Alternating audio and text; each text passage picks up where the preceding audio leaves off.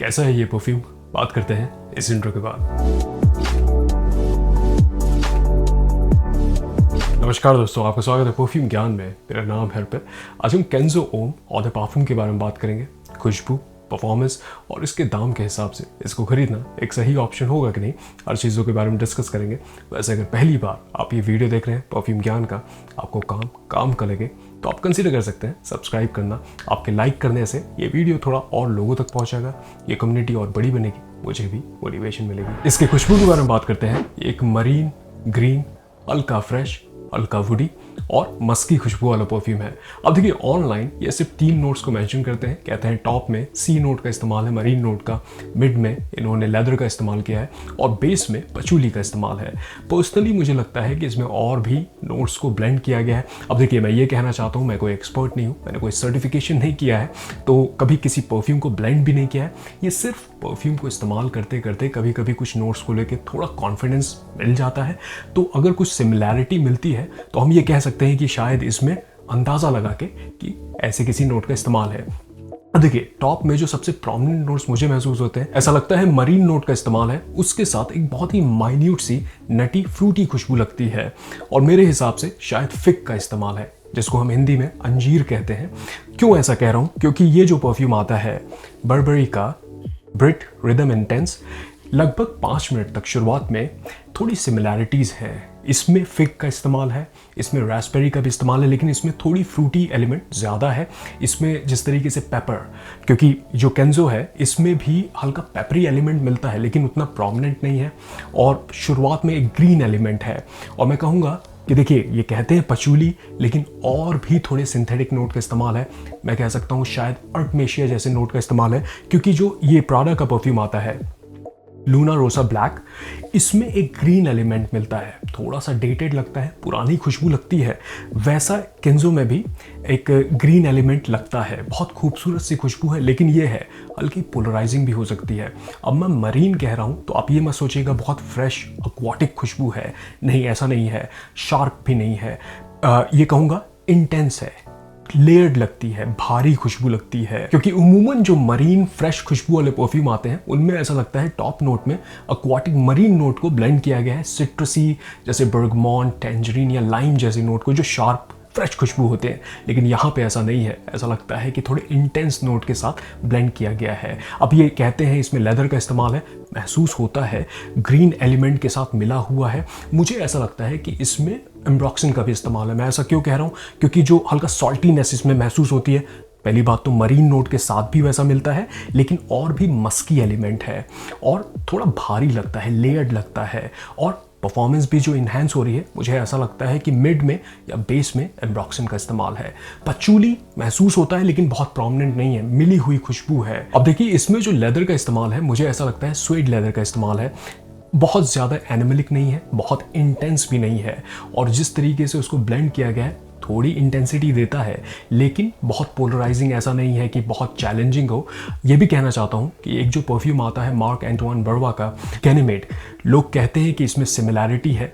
मैं कहूँगा देखिए, ये सिमिलर कैटेगरी में हो सकता है, लेकिन ना तो ये क्लोन है ना ही इसकी सिमिलर खुशबू है। बहुत ज़्यादा मैं ये कहूँगा बहुत से नोट्स नहीं मैच कर रहे हैं, उतनी फ्रेशनेस भी नहीं है इसमें। बस एक चीज़ ऐसा लगता है कि जो इसमें मिनरल वाली एक खुशबू लगती है, गैनीमेड में तो ज़्यादा है, इसमें वो मरीन नोट का जो सॉल्टी एलिमेंट है वो थोड़ा सा मैच करता है, लेकिन अलग खुशबू है। अब इसकी खुशबू को अगर मुझे आपको समझाना हो तो जब मैं इसको स्प्रे करता हूँ तो शुरुआत में मरीन सॉल्टी खुशबू महसूस होती है, वो थोड़ी मिली लगती है एक नटी बल्कि फ्रूटी एलिमेंट के साथ, और बहुत हल्का सा इसमें पेपर जैसा भी एक किक मिलता है, लेकिन बहुत सटल है, वो बहुत ऐसा नोज पियर्सिंग नहीं है।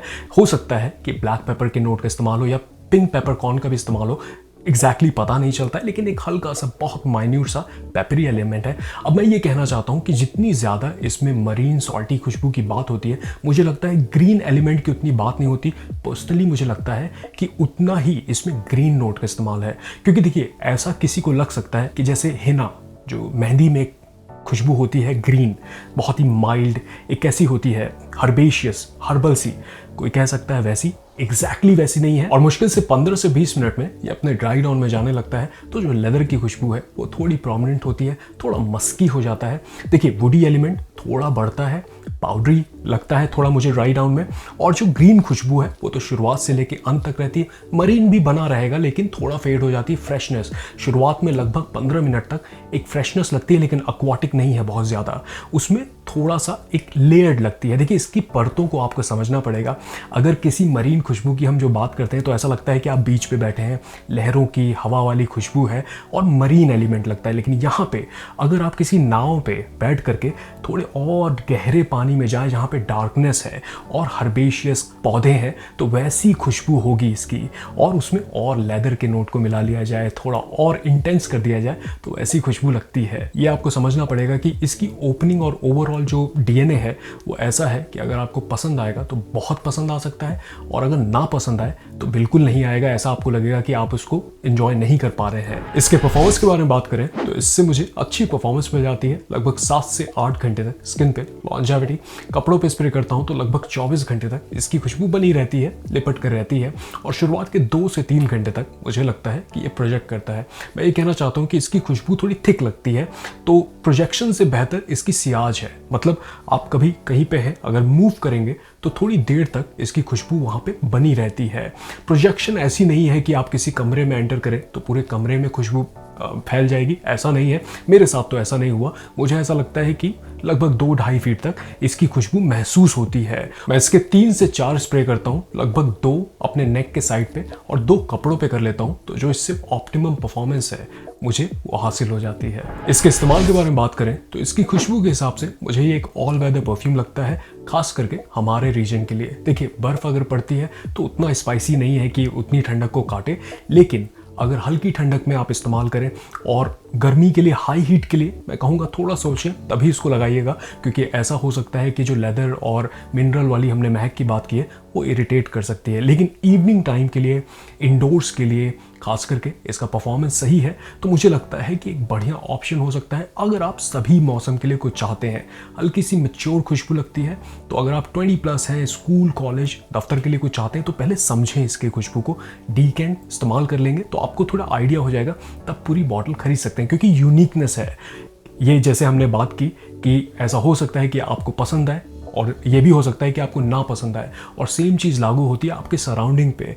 ऐसा हो सकता है कि आपको तारीफें मिल जाए, और ये भी हो सकता है कि कोई कह दे कि आपने क्या लगाया है, थोड़ी अजीब सी महक है। तो निष्कर्ष क्या निकलता है? देखिए इसके दाम के हिसाब से जब मैं ऑनलाइन चेक कर रहा था तो ऐसा 60 ml मुझे 6600 का दिखा, और इसका 110 ml मुझे 8600 का दिखा। मुझे ऐसा लगता है कि ओवर प्राइस्ड है, क्योंकि बाहर आपको ये लगभग 50 से $55 में, US$ में इसका 60 ml मिल जाएगा, और लगभग $70-75 में आपको इसका 110 ml मिल जाएगा। तो उस हिसाब से मुझे कारण नहीं पता, हो सकता है इंपोर्ट कराने में अभी थोड़ा ज़्यादा दाम लग रहा हो, तो हो सकता है कि उस वजह से इतना ज़्यादा मार्कअप है। लेकिन मैं कहूँगा कि आप थोड़ा रुक जाएं, क्योंकि देखिए परफ्यूम बहुत अच्छा है, और अगर इसका आप प्रेजेंटेशन देखें, बॉटल एक बैम्बू शूट जैसा दिखता है और ऐसा लगता है कटाना से इसका ये कट है। कैप भी उसी तरीके से, कैप हल्की है, मैं ये कहूँगा कि लूज है ओवरऑल, इसको आप इससे नहीं पकड़ सकते, निकल सकती है। और इसका स्प्रेयर आप देखें तो सही स्प्रेयर है, अच्छे तरीके से क्लाउड मिस्ट निकलता है, और ये एक मिनिमलिस्टिक बॉक्स में आता है। अगर आप देखें बहुत ही सिंपल सा प्लेन बॉक्स है इसका। अब ये कहते हैं कि इसको रिसाइकल्ड पेपर से बनाया गया है, इसके बॉटल को भी ये कहते हैं कि रिसाइकल्ड ग्लास से बनाया गया है। इसकी मैं इज्जत करता हूँ। अगर कोई कंपनी ये क्लेम कर रहे हैं, इनके इवन वेबसाइट पे जब मैं रिसर्च कर रहा था तो ये बहुत सी चीज़ों को कहते हैं कि ये प्लांटिंग करेंगे और किस तरीके से ये थोड़ा कार्बन एमिशन को कंट्रोल करना चाहते हैं, तो वो मुझे सही लगता है। इवन ये कहते हैं कि इस पे लिखा भी है इन्होंने कि ये जो इनका कैप है, अगर आप रिसर्च करेंगे तो आपको पता चलेगा कि कैप इसलिए हॉलो है क्योंकि उससे ये थोड़ा प्लास्टिक बचा पाते हैं। तो ओवरऑल एक यूनिक सी बॉटल लगती है। मैं पर्सनली कहूँगा कि पैसा वसूल परफ्यूम है, लेकिन जो अभी करंट दाम चल रहा है थोड़ा आप रुक जाएं, बल्कि डीकेन इस्तेमाल करके पहले देखें। खास करके अगर पसंद आए तो पूरी बॉटल आप कंसीडर कर सकते हैं, और अगर कोई आपके बाहर रिश्तेदार रहते हैं, कोई दोस्त ट्रैवल कर रहा हो अब्रॉड से, तो आप मंगा सकते हैं, आपके काफ़ी पैसे बच सकते हैं। ऐसा भी हो सकता है कि आगे चल करके अगर इंपोर्ट करने में थोड़ा कम पैसा लग रहा है, अगर थोड़ा इसका जो 5-5.5 हज़ार में इसका 60 ml मिल जाता है, तब तो बहुत अच्छा ऑप्शन है। एक यूनिक परफ्यूम है, अच्छे तरीके से ब्लेंड किया गया है। पर्सनली इसको लगाना मुझे काफ़ी पसंद है। इधर बीच में इंडोर्स, इवन जब बाहर भी जाता हूँ, क्योंकि हल्की ठंडक यहाँ पे हो चुकी है, तो मुझे अच्छा लगता है इसको लगाना। और पर्सनली मुझे लगता है सिग्नेचर स्मेल बनाने के लिए एक बहुत अच्छा ऑप्शन बन सकता है, क्योंकि मेरे हिसाब से कोई ऐसी खुशबू सिग्नेचर स्मेल होनी चाहिए जो अलग हो। क्योंकि देखिए, अगर मास प्लीजिंग आप ब्लू कैटेगरी का भी परफ्यूम को इस्तेमाल कर रहे हैं सिग्नेचर स्मेल के लिए, तो कॉमन स्मेल हो सकता है, वो डीएनए ज़्यादातर लोग इस्तेमाल कर सकते हैं। लेकिन ये एक इसमें यूनिकनेस है। और ये भी है, ये ब्लाइंड बाय वाला परफ्यूम नहीं है। पहले इस्तेमाल करें, पसंद आए तभी इसको कंसीडर करिएगा। लेकिन पर्सनली मुझे लगता है एक पैसा वसूल और डिज़ाइनर रेंज में बहुत अच्छे तरीके से ब्लेंड किया हुआ परफ्यूम है। वैसे अगर आपने इसको इस्तेमाल किया है तो मुझे बताइएगा कमेंट में आपको कैसा लगता है। आपके कलेक्शन में सबसे यूनिक खुशबू वाला परफ्यूम कौन सा है, मैं जानना चाहूँगा। चलिए, मैं मिलूंगा आपसे अगले वीडियो में। तब तक आप अपना ख्याल रखिए। नमस्कार।